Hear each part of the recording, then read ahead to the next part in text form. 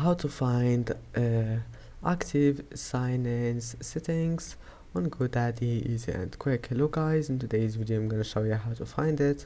First, open your browser and then click account settings and then click login and pin.